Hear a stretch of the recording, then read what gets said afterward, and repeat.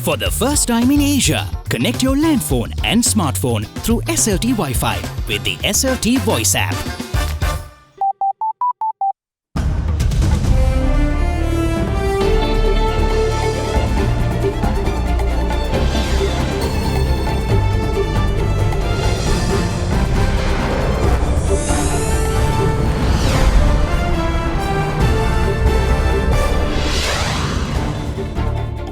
Tonight, mounting pressure.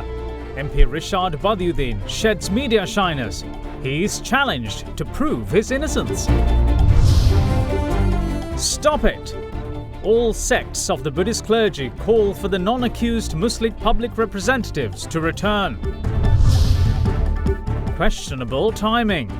Is Sri Lanka's troubled times being exploited by international entities? In recent times, I have never heard of an attack on journalists. These organizations, fundamentally, their role is to justify hegemonic powers. Who leaked? Police raid Australia's national broadcaster for publishing classified material. All that and much more coming up on First at 9 this Wednesday, the 5th of June 2019. From AdaDerana, this is AdaDerana First at 9. AdaDex ඇතුළත ඉදිමීම සමනය කරන අතර විනාඩි 5කින් ක්‍රියා කිරීම ආරම්භයි. AdaDex දිවියට නව දිරයක්. AdaDex වෙතින් එසේ කැක්කුමට විශේෂඥ AdaDex Headfast ඉක්මනට සහනය අදම අත්විඳින්න. Live from Studio 24 in Colombo.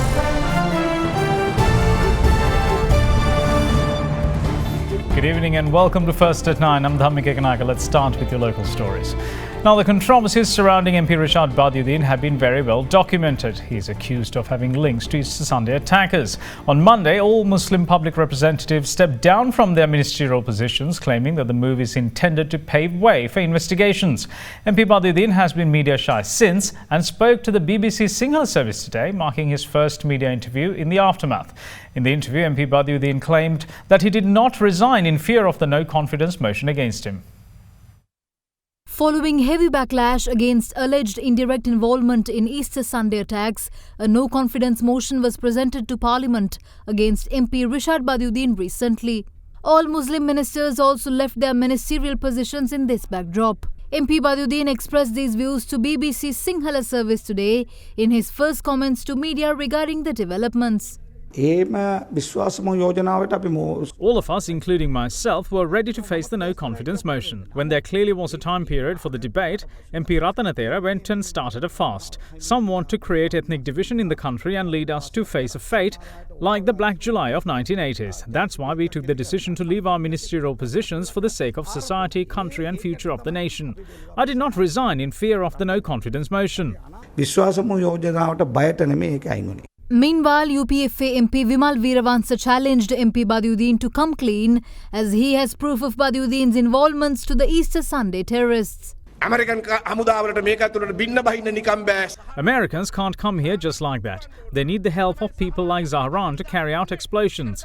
It is for this very reason that they gave all the freedom for Zahran and protect Badiuddin. If anybody claiming that Rishad Badiuddin is not involved in these terrorist attacks, I will prove otherwise with evidence in a few days. He is still the minister, although they all pretend to have left their ministerial positions. Badiuddin, didn't you use vehicles of Satosa to aid Zahran? Didn't Zahran travel in vehicles belonging to Satosa? Didn't those terrorists use Satosa vehicles the day before these attacks? Didn't a Satosa vehicle go to the wife of a terrorist who is involved in the Saindamardu attacks? We challenged Rishad Badiuddin to say that he wasn't involved, and we will prove otherwise tomorrow as to how they travelled in these vehicles from Saindamardu to Colombo. In the meantime, several parties, including former chairman of the Canteen Owners Association, Asela Sampath, lodged complaints with the three-member committee put in place at the police headquarters to record any complaints against former governors MLAM Hizbullah and Asad Salih, as well as MP Rishad Badiuddin. Public are able to submit their written complaints to the committee daily from 8 a.m. to 4 p.m. until 12th of June. It is in this backdrop that a protest was held in Horana yesterday, demanding legal action against ministers who support Muslim religious extremist ideologies. Stores and businesses were seen closed in support of the protest. Residents in the area of Vekkadipulavu in Vaunia meanwhile engaged in Hindu religious observances in celebration of Badiuddin's resignation from his ministerial position. They allege that former minister had used unnecessary power to seize their cultivation land to establish Muslim villages. Meanwhile, views on slew of resignations drew opinions today as well. At this occasion, we only thought of the country and not any individuals. We didn't want to protect any persons, but the country. When there are suspicions that Muslim ministers were influencing investigations conducted by security forces and intelligence officers, I had the responsibility to step down so that all those responsible can move forward with their investigations. That's why all of us made that decision. Had we looked at this from a racist perspective, we would have brought no confidence motions against all Muslim ministers like MP Rauf Hakim, Kabir Hashim and Abdul Halim. MP Halim mistakenly claimed that swords were used to trim bushes. The no confidence motion against the government is now considered the prominent one. Had they taken up the debate on the motion against Badiuddin by the 2nd or 3rd of this month, MP Venerable Ratanathera and Mahasangha wouldn't have acted the way they did. All of them, including Prime Minister Ranil Wickremesinghe, betrayed the whole country just to protect Rashad Badiuddin. The Sinhalese and Muslim communities were divided in the name of reconciliation. They deceit us even in their resignation. They said that they are only giving a month for investigations. Can intelligence officers possibly conduct their investigations in a month? The President and the Prime Minister could have taken necessary action without allowing social hatred to spread. But they didn't. We do not expect it justifiable all Muslim ministers resigning from their ministerial positions. This was not a matter that should have been dealt with in a way which incite religious and ethnic hatred. In the meantime, the Sangha councils of Malvatta and Askiriya chapters as well as Ramanya and Amarapura sects emphasize that Muslim public representatives who step down from their positions without allegations against their names should assume positions they vacated. Deputy Prelate of the Malvatta chapter, Most Venerable Nyangoda Sri Vijita Sirithera, revealed the verdict which was arrived at during the Sangha Conference in Kandy this evening. A Sangha conference was worked off at the Askiri temple in Kandy today with the representation of Malvatta and Askiriya chapters as well as Ramanya and Amarapura sects. We arrived at a conclusion to present a few points to the government and the public bearing the signatures of the two chief prelates. The resignation of Muslim ministers of the present government is something that should not have happened. We request those leaders to assume their duties. If there is any high-profile individual or a minister accused of wrongdoing, they should come forward and prove their innocence. Now, former Chief Minister of the Southern Province, Shan Vijayalal, today took oath as the new governor of the Eastern Province. Accordingly, he was sworn into the new position before President Maithripala Sirisena at the Presidential Secretariat. He'll be filling the position vacated by MLAM Hizbullah amid controversy, who resigned under a cloud.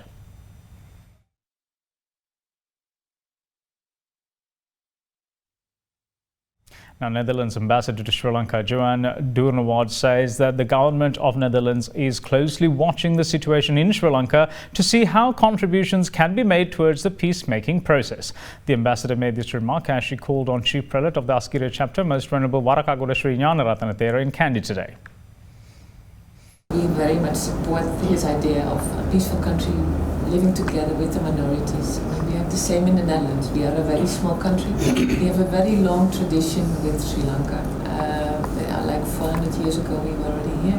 Our relationship has changed, but we are still very closely related to what's happening here, and also concerned right now what's happening, to see how we could contribute indeed to peace. Because Sri Lanka is a country with all these diverse communities together, living together in a peaceful way. They've shown they have done that over the years, so it hurts to see what is happening right now. So that's why I also came to visit, to hear his opinion, because I mean, the large part is indeed the Buddhist community. I think the chapter could play a role there to preach peace and to live together. Complaints keep flooding in against Dr. Segu Shihabdin Mohammed Shafi as disgruntled mothers allege they were unable to conceive after the doctor in question performed cesarean operations on them. 15 complaints were lodged at the Kurunegala hospital today, which pushed the overall tally of complaints lodged at the hospital to 628. Meanwhile, 4 mothers filed complaints against Dr. Shafi at the Dambulla General Hospital, increasing the number of complaints filed there to 114. The combined tally of already filed grievances now stands at 742. In the meantime, a Satyagraha campaign was worked off opposite the Buddhist Centre in Dehiyattakandy today with the patronage of members of the Buddhist clergy against Dr. Shafi. All shops in the town were closed with black flags put up in support of the Satyagraha.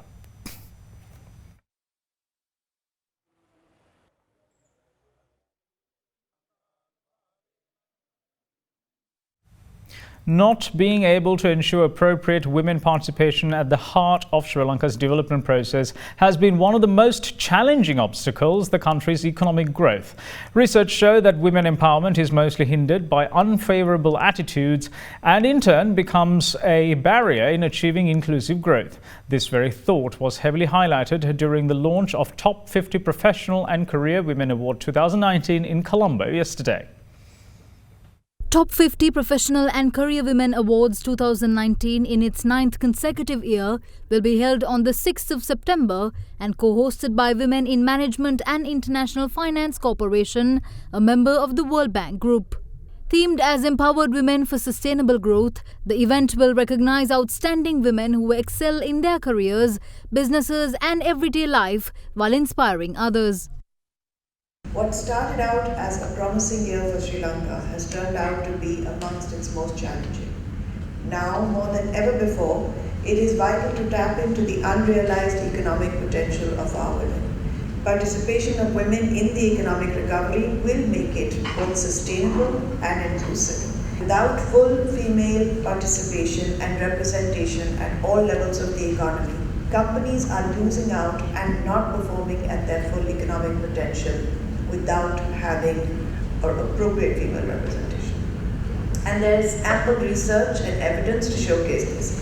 Diversity in the workforce means more prudent decision making, means greater focus on sustainability.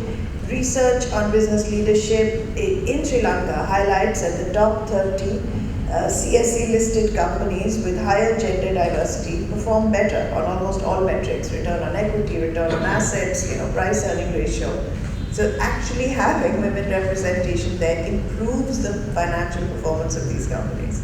But on the other hand, in spite of this research, when you look at the number of women on boards in Sri Lankan companies, our research suggests just at 8.5%, which is a little bit better than last year, which was at 8.2%, but really it isn't where we need it to be. This is why IFC continues to try and play a role in narrowing gender gaps in the country. It's not just a moral imperative, it is also an economic imperative. The second installment of the program, Thuruliya Win-Win Api, geared towards reforesting the depleted Wilpathu Reserve, got underway today. It was worked off with the patronage of Chief of the Security Forces Vanni, Major General Kumudu Pereira. 500 saplings were planted in the area of Srinagar in Wilpathu with the cooperation of local residents under the directive of Commander of the 54th Division of the Sri Lanka Army, Major General Senrat Bandara. Laughs Eco, meanwhile, handed over 4,000 saplings to be planted under various stages of the program. In the meantime, a meeting was held at the headquarters of the 54th Division of the Army with participation of various factions to ensure the reforestation program is continued. A website was also launched enabling people to take part in the program. It can be accessed by logging on to www.derana.lk/save-wilpathu.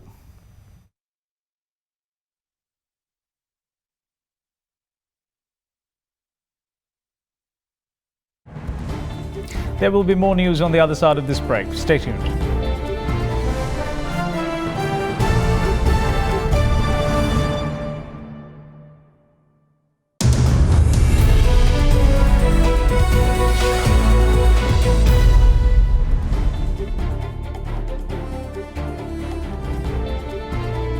Welcome back. You're watching First at 9. Now, Chairman of the Sri Lanka Tourism Promotion Bureau, Kishu Gomez, expresses amazement of the volume of tourists arriving in Sri Lanka from countries with travel bans in effect. Speaking at an event in Colombo yesterday, Gomez expressed willingness to aggressively promote Sri Lanka tourism through the launch of the new public relations campaign in an attempt to revive the state the country has plunged into. The cabinet recently gave the go-ahead to a fund of nearly ₹1 billion for a 6-month global PR campaign. If you compare May performance versus last year May, the decline is only 70%. With the safety being restored, we see the numbers slightly edging up. After April, we were anyway going in for the lean season. So we have 7 travel advisories being softened. There were initially about 30 travel advisories of different nature. But from countries where we have travel advisories, there are large numbers of tourists coming in. From UK, we have had 3,200 tourists, 1,300 tourists coming from USA. There are other markets where we have large numbers coming in, but those countries have not had travel advisories. Maldives, Bangladesh, Philippines, Brazil, Cambodia, Nepal, South Africa, Thailand. So these markets give us 10,000 or more tourists. He also outlined a few measures taken to revive the country's economy. And in fact, Lonely Planet Chief is going to be in Colombo. We just started a dialogue with him. We'll be having 37 exhibitions across the world covering target markets from now to end of the year. Any market that doesn't get covered with over the next 3 months, we will be on a schedule to cover those markets as well. So starting from India, then UK, France and Russia, and then thereafter some of the other markets like Australia. With the work we have done and with the work we will be doing over the next few months' time, we're very, very confident that we will be able to bounce back. And we've learned from all the countries where they have had to face similar incidents. Now, oil prices resumed their slide today, dragged down after an unexpected gain in US inventories, but with losses capped in a recovery in global equities on hopes of a US Fed rate cut. Brent futures were down 29 cents at $61.68 a barrel. US West Texas Intermediate crude was down 50 cents at $52.98 a barrel. Data from the American Petroleum Institute showed that US crude inventories rose unexpectedly last week, while gasoline and distillate stockpiles built more than expected. Crude stocks rose by 3.5 million barrels in the week to 31st of May to 478 million barrels, compared with analysts' expectation of a decrease of 849,000 barrels. Oil prices have fallen sharply on concerns about slowing demand, but won some respite yesterday after a global stock market rally on hopes the Federal Reserve may trim interest rates. Meanwhile, equities extended gains today as well.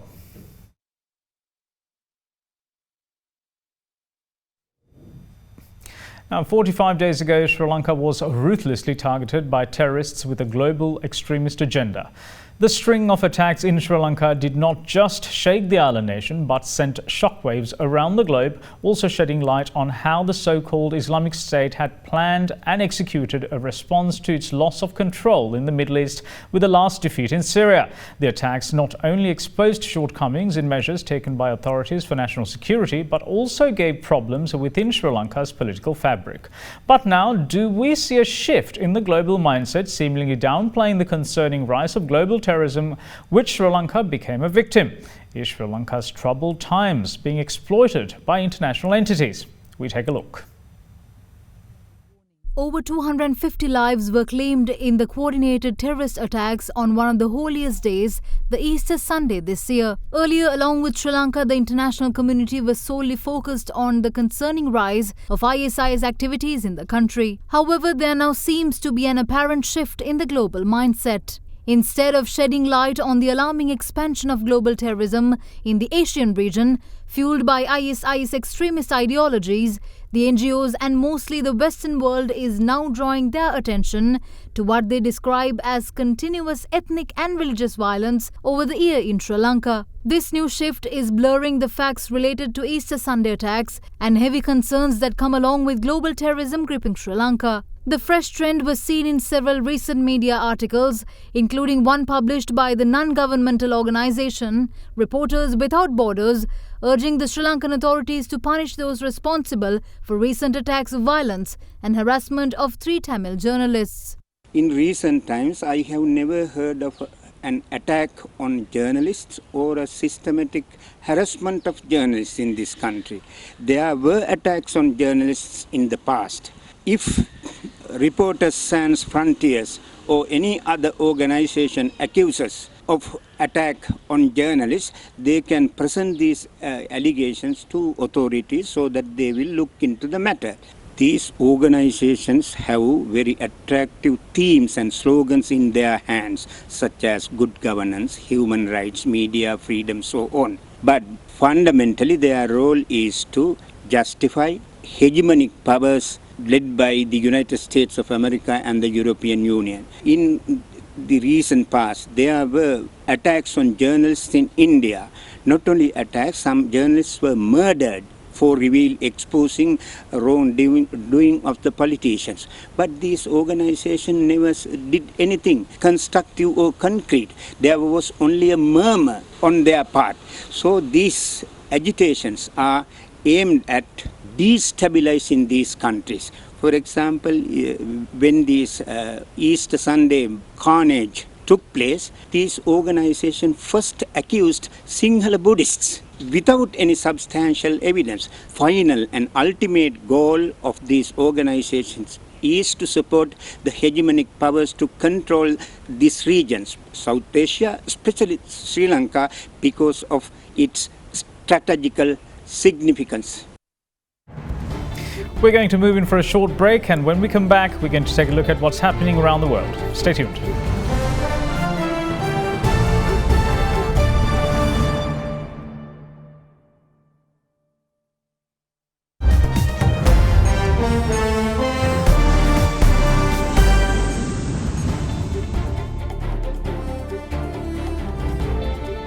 Welcome back. You're watching First at 9. Now, China has warned its citizens to fully assess the risks of traveling to the United States given recent shootings as tensions between the superpowers rise.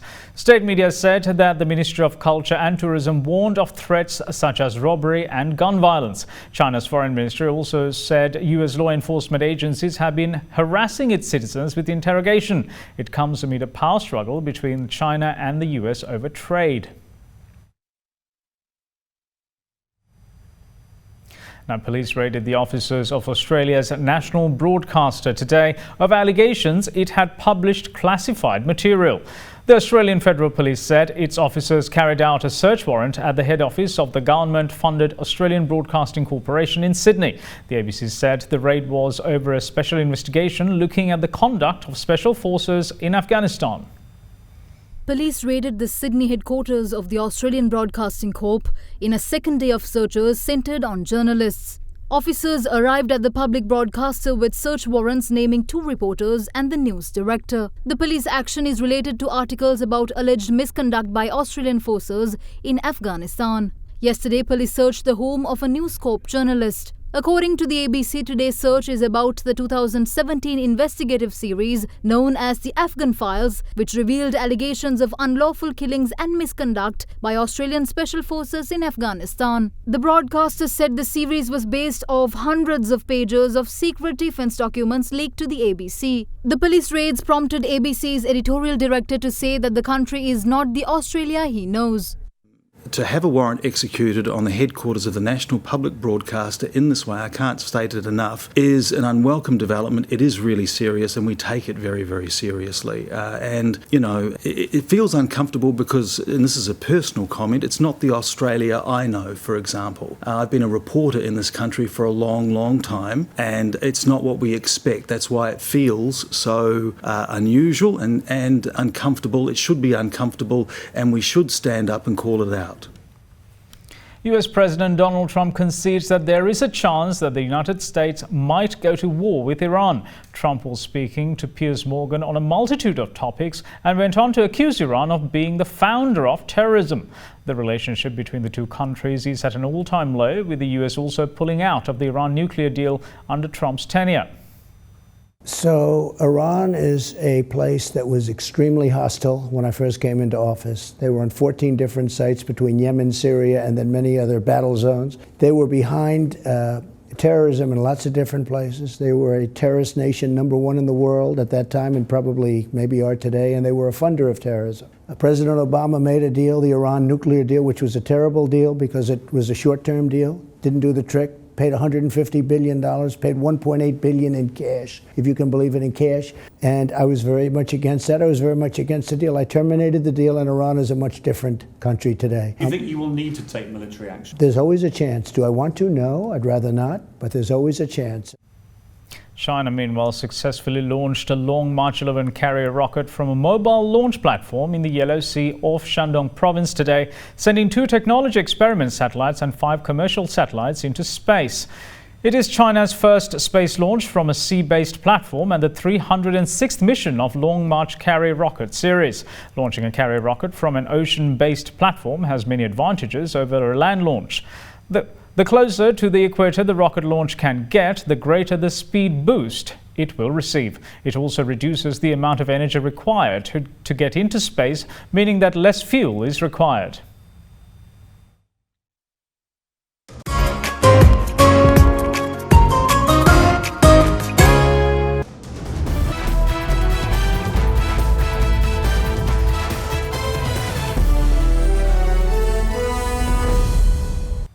Moving on to tennis, Johanna Konta became the first British woman since 1983 to make it into the French Open semi-finals yesterday. There was also an absolute classic made in Switzerland as 20-time Grand Slam champion Roger Federer took on countryman Stan Wawrinka. Defending champion Rafael Nadal, meanwhile, was also in action. Rafael Nadal continued his march towards a record-extending 12th French Open title by streamrolling a sorry Kei Nishikori 6-1, 6-1, 6-3 to book his place in the semi-finals yesterday. The second seed, who now has a 91-2 win-loss record at the clay court Grand Slam, was barely challenged by the 7th-seeded Nishikori. Roger Federer came through his first serious test on his return to the French Open as he subdued some fierce Stan Wawrinka resistance to reach the semi-finals. Wawrinka beat fellow Swiss Federer at the same stage 4 years ago on his way to winning the title, but this time came up just short as Federer won 7-6, 4-6, 7-6, 6-4. In the women's competition, Johanna Konta breezed past Sloane Stephens 6-1, 6-4 on court Philippe Chatrier to become the first British woman to reach the last 4 at Roland Garros since Jo Dury in 1983. Unseeded teenager Marketa Vondrousova pulled off a series of impressive shots, including a number of lobs to beat Croatian rival Petra Martic 7-6, 7-5 in the Open quarter-finals. And that's it from all of us here at First at 9. Thanks for watching. Bye-bye.